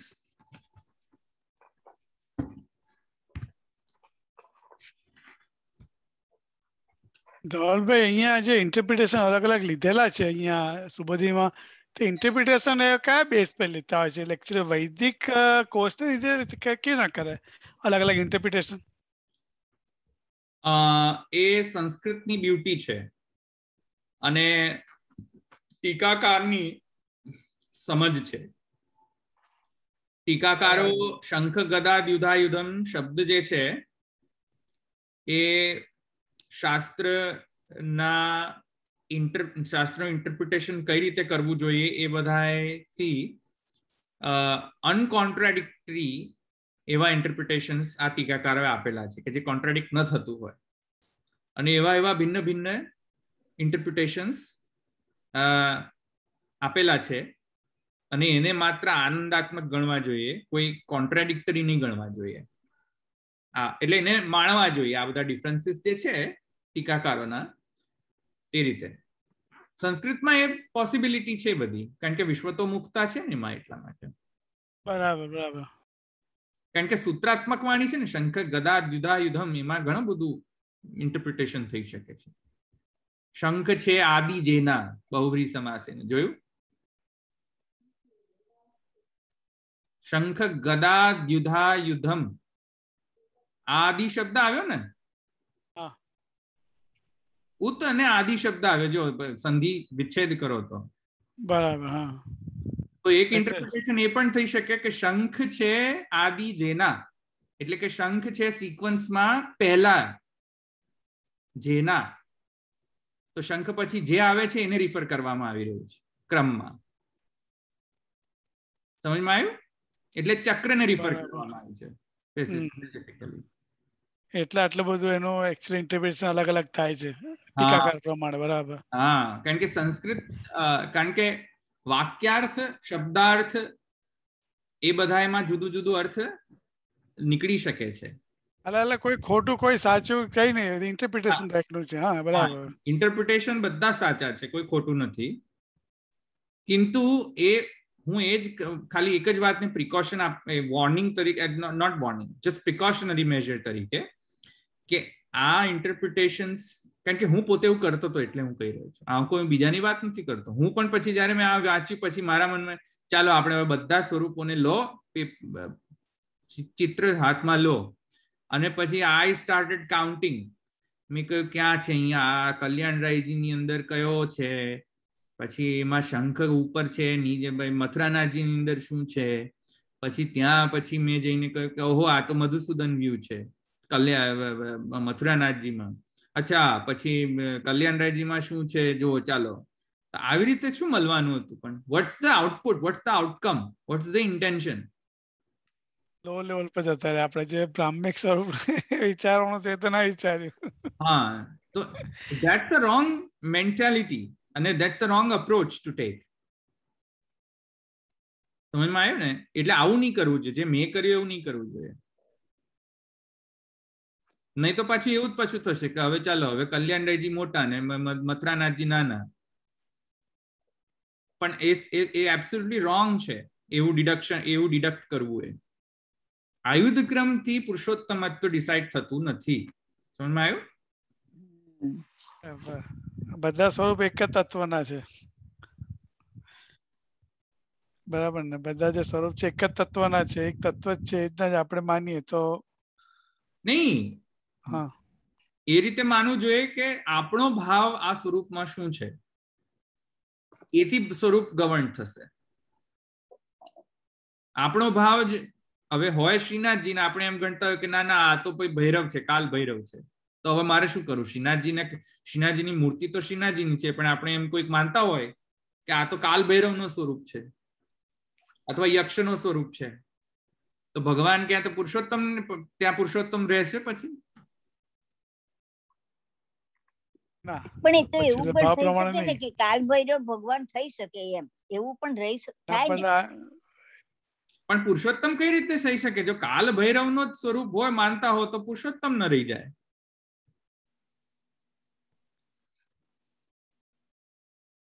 ઘણા લેખકો એમ કહ્યું કે શ્રીનાથજી જે છે એકચ્યુઅલીમાં શ્રીનાથજી કૃષ્ણ નથી, એકચ્યુઅલીમાં શ્રીનાથજી યક્ષ હતા, યક્ષની મૂર્તિ છે, એમ લેખકોએ લખ્યું છે.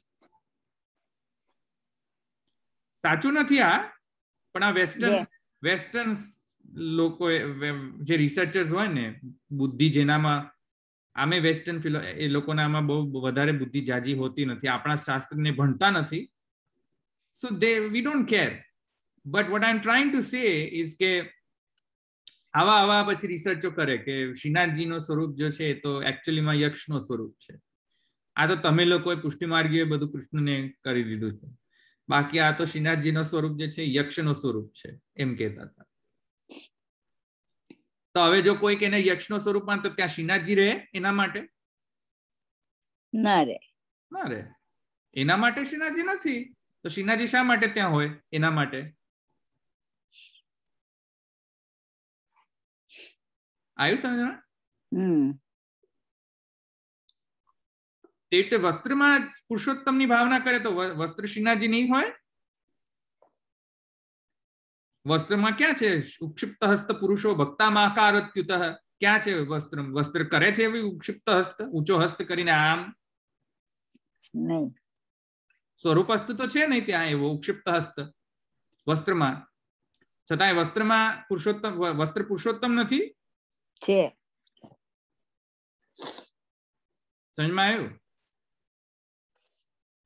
એબ્સોલ્યુટલી છે પુરુષોત્તમ, જો તમારી ભાવના હોય તો. તમે જ પુરુષોત્તમ ના ગણતા હોય તો પછી જુદી વાત છે, તો પછી પુરુષોત્તમ નથી રહેતા ત્યાં.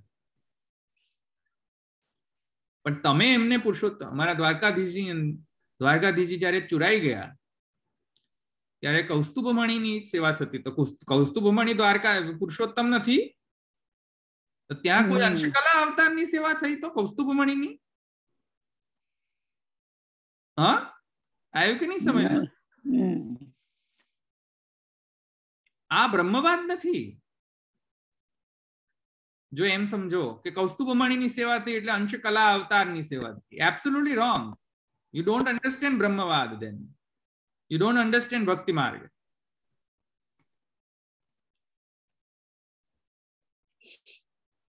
સમજમાં આવ્યું ને? વેણુજીને હિંડોલામાં અમુક ઘરમાં એવી પ્રણાલી, પહેલા પ્રથમ ત્યાં વેણુજીને હિંડોલા જોડે, પછી પધારે ઠાકોરજી. અમુક ઘરમાં એવો પણ નિયમ છે. બહુ અવાજ આવે છે. અવાજ આવે છે મારો? હા હા. તો અમુક ઘરમાં એવો નિયમ છે, વેણુજી પ્રથમ ઝૂલે. સમજમાં આવ્યું? અથવા ઠાકોરજીના હોય તો વેણુજીની સેવા થાય, અથવા ઠાકોરજીને જો પંચામૃત સ્નાન ઇત્યાદિ સ્નાન જો ન થતા હોય તો વેણુજીને સ્નાન થાય. તો આ બ્રહ્મવાદની દૃષ્ટિથી છે ભાઈ. આને કઈ અંશકલા અવતાર, એનો મતલબ હવે એ થઈ ગયો કે વેણુજી અંશકલા અવતાર છે તો અંશકલા અવતારની સેવા થઈ. અહીંયા સમજતા નહીં ને. જેને સમજમાં ના આવે ને સમજમાં, તસ્ય ધીર પ્રત્યય મને તસ્ય ધીરા પરિજાનંતી યોનિમ. સમજમાં આવ્યું કે નહીં? તો આ તો જેને સમજમાં આવે બ્રહ્મવાદ, એ જ સમજમાં આવે. નહીં તો આ વેસ્ટર્ન ફિલોસોફર્સ ને આ સમજમાં ના આવે આ કઈ રીતે થયું. એ લોકોને તો એ જ સમજમાં આવે યક્ષની મૂર્તિ છે એટલે યક્ષ જ હોય. અરે પણ ભગવાન પુરુષોત્તમ એવા નથી કે જે શેપ ની અંદર બંધાઈ જાય. અમે તો વસ્ત્ર પણ પુરુષોત્તમાત્મક ગણીએ છીએ. તો ત્યાં તો શેપ જ નથી કોઈ, તો ત્યાં શું કરવું અમારે? શેપ થી પુરુષોત્તમ બંધાઈ જાય? મતલબ you consider our Purushottam so limited કે ત્યાં શેપ ના હોય એવી મૂર્તિ નો, તો ત્યાં પુરુષોત્તમ ના હોય. મતલબ કૃષ્ણ જે છે શેપ ના ભૂખ્યા છે કે ભાઈ મૂર્તિ બનાવો એવી એક્ઝેક્ટ મારી મૂર્તિ, તેથી હું અહીંયા ભૂતની જેમ ઘૂસી શકું અંદર. એવી રીતે પુરુષોત્તમ આવિર્ભાવ થાય? કોઈ ભૂત આવીને અંદર ઘૂસી જાય કે શું મૂર્તિની અંદર? they don't understand બ્રહ્મવાદ કે કોઈ આવિર્ભાવ શબ્દનો અર્થ જ નથી સમજતા.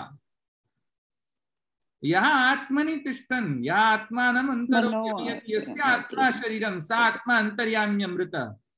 આ અંતર્યામી બ્રાહ્મણ સમજતા નથી એ લોકો કંઈ પણ. જે સર્વ આકારી જે છે, બધા આકારોનો આકારી જે છે, એને કૃષ્ણના મૂર્તિની આકારની મોહતાજ હોય એવો ફિનોમિના. ભાઈ કૃષ્ણની મૂર્તિ હોવી જોઈએ તો જ અમે પુરુષોત્તમ આવશું, નહીં તો આવશું નહીં અમે અંદર.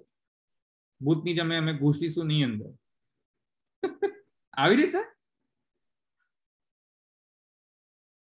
that's not how it works in Brahmavad. They don't understand Brahmavad.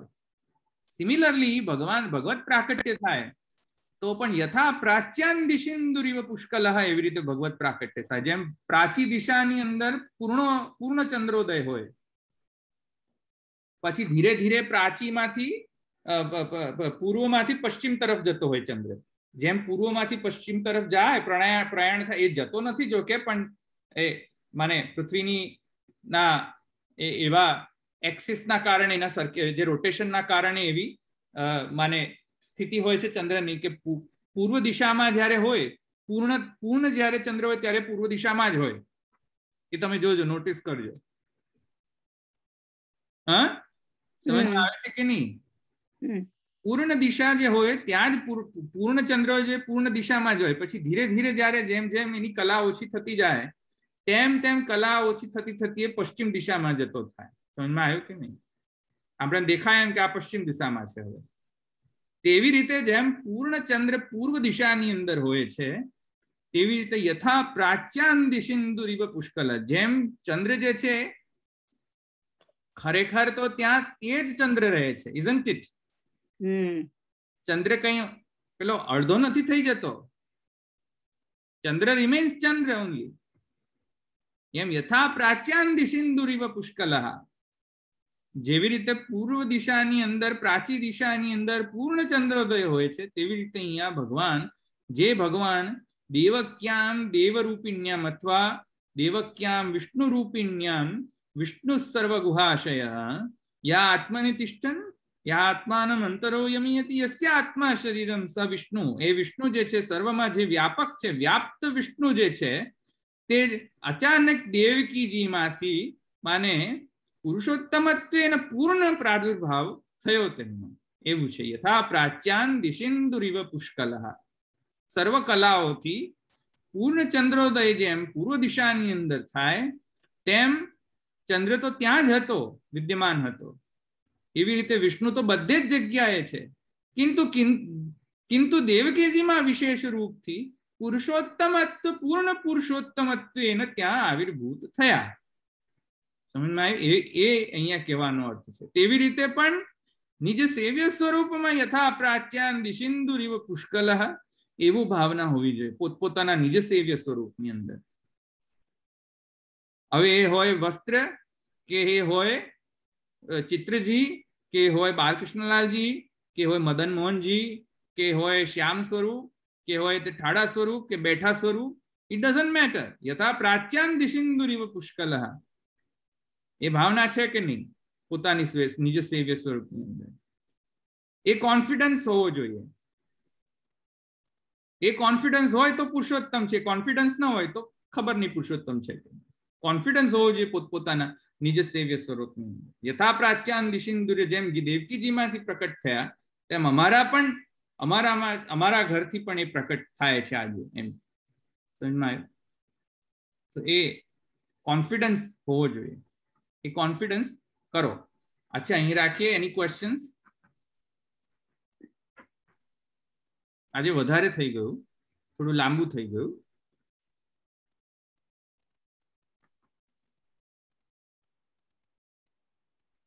Okay, અહીં રાખીએ. દ્રઢૈન ચરણ ન કેરો ભરોસો, દ્રઢૈન ચરણ ન કેરો, શ્રી વલ્લભ નખ ચંદ્ર છટા બિના, સબ જગમાં જય અંધેરો ભરોસો, દ્રઢૈન ચરણ ન કેરો, साधन और नहीं या कली में जासु होय निवेरो, सूर कहा कहे द्विविधा धरो, बिना मोल को चेरो भरोसो, दृढ़ चरण न केरो।